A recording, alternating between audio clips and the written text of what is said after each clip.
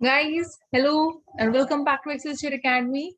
So again, I'm back with the interview type question for your practice and मुझे ये भी पता है कि अब maximum interviews आपके खत्म हो गए हैं, but guys, these are for those who are not able to clear और उनको वो practice करते रहना चाहिए, ठीक है?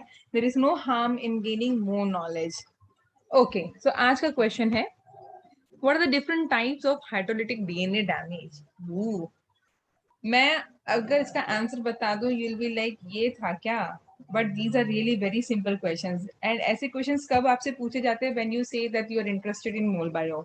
आपको replication, आपको transcription, translation बहुत ही excite करते हैं whenever you study about them. So when you say such things in front of the interview panel, then they might ask such questions and ये बहुत simple है. Simply you just need to talk about the hydrolysis or the and because of the hydrolysis the effect or the hydrolytic damage which is happening to the DNA. So one common example is if I say and you'll be like हाँ ये तो मुझे पहले से ही पता था, ये मैंने guess क्यों नहीं किया. So the first answer is your deamination of cytosine and this is everyone knows about it. हम सब ने ये पढ़ा है whenever we talked about the mole bio and when we discuss after replication के बाद जो भी mutation या DNA damage repair के बारे में हम पढ़ते हैं. So among that we have discussed about the deamination of cytosine. Even I have taken in the lecture series, the lecture summary series as part of the Watson summary series. तो उसमें भी ये mention किया हुआ है. अभी कैसे है, अब आपको इसको सेटिस्फाई करना है, आप कैसे सामने वाले इंटरव्यूज के सामने आप इसको अपने आंसर्स को अच्छे से जस्टिफाई कर सकते हैं. So what you need to do is, which I always used to say, that at least 20 amino acid structures and आपकी जो 4 bases हैं जो न्यूक्लियोटाइड्स है उसके स्ट्रक्चर्स आपको हमेशा मालूम होना चाहिए. ठीक है. So deamination of cytosine यानी कि क्या, हम एमिन ग्रुप हटा रहे हैं, साइटोसिन का स्ट्रक्चर बना लेते हैं हम. Okay, let me just clear the screen first. Okay, so let's make the cytosine structure over here.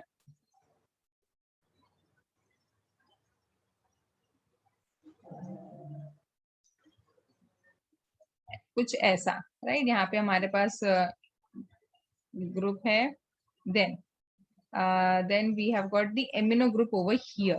ठीक है. अब this is your cytosine. Now when I said the deamination, इसका मतलब क्या, this particular group is getting removed, right. आपका NH2 group जा रहा है and this is happening with the help of water and that's why it is called hydrolytic DNA damage.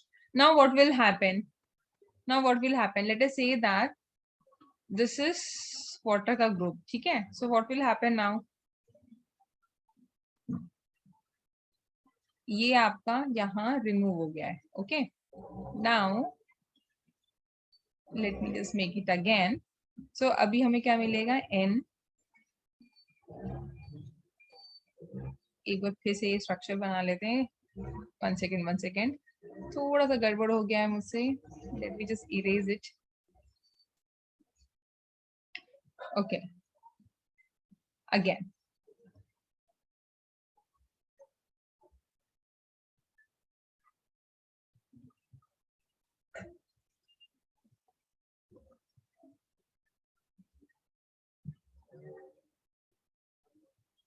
यहाँ पे double bond O है आपका, ठीक है. Now what will happen is, ये जो ग्रुप था आपका, ठीक है, ये जो ग्रुप था वाटर का वो आपका यहाँ आके ऐड हो जाता है एंड आपका रिमूव हो जाता है. ठीक है. So you can see the case changes. यहाँ पे डबल बॉन्ड था, यहाँ पे भी सिंगल बॉन्ड हो गया, एक H यहाँ ऐड हो जाता है एंड बाकी का ऑक्सीजन यहाँ ऐड हो जाता है. ठीक है. And that's how it is being removed. तो आपका ये साइटोसिन से this structure becomes actually uracil and हमें मालूम है डीएनए में यूरासिल नहीं होता है and that's why this is like a damage to the DNA. Okay, तो ये हो गया आपका फर्स्ट एग्जांपल. दूसरे एग्जांपल ऐसी और हैं, आप उसका भी मेंशन कर सकते हैं. For example you can talk about the depurination of guanine. So there also you can talk about it. ठीक है. एक तीसरा आपका हो गया है डीएमिनेशन ऑफ 5 मीथाइल साइटोसिन. जब 5 मीथाइल साइटोसिन जो है आपका डीएमिनेशन होगा, यानी कि उसमें से भी जब आपका इम्यूनो ग्रुप जाएगा, so what will happen, let me just write for you. So deamination of your 5-methyl cytosine. अब 5-methyl cytosine कहाँ मिलता है? आपके CpG आइलैंड्स में, right? So what happens? When this happens, your cytosine becomes actually thymine.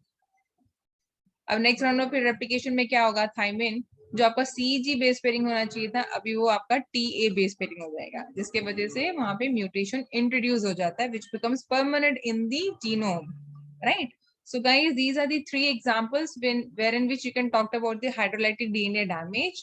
अगर आपको लगता है और भी इसमें आंसर ऐड कर सकते हैं, so you can share your answer with me through your comments. So thank you guys for listening. And अगर आपको ये क्वेश्चन अच्छा लगा हो तो please hit that like button. Till then, take care, guys.